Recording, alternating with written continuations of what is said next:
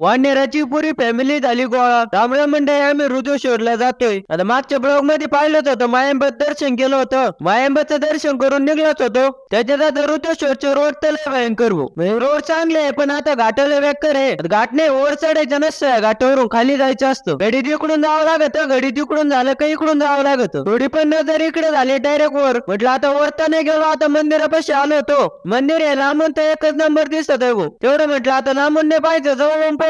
मंदिराची एंट्रीच एकच नंबर झाली. मग त्याचा आतून तर विषयच खतरनाक. कारण तेवढं भारी नाही, तेवढं आतून पण भारीच आहे. म्हटलं आता सगळ्या देवांचे दर्शन करून घेऊ टपटप. महादेवाची पिंड तर एकच नंबर भाऊ. टप सगळीकडे दर्शन करून घेतलं. मग मंदिराचा परिसर तर एकच नंबर भर का इथं आता आम्ही 10-15 मिनिटं बसलो. एकदम शांत वातावरण आहे. आता आम्हाला वाटत होतं इथं बसून राहावा. म्हटलं आता इथं बसून राहिले ते वानराची फॅमिली आलेली इकडून. आम्हाला देते टोले देते डायरेक्ट इथून आपलून. यांची तर फॅमिलीने सिंगल बसेल दोघं पण. म्हटलं आता यांचं लग्न बिग्न नाही झालं काय नु. आमचे वणी टोनगे दिसते दोघं पण दिसते मोकळे द्यावा सोडली.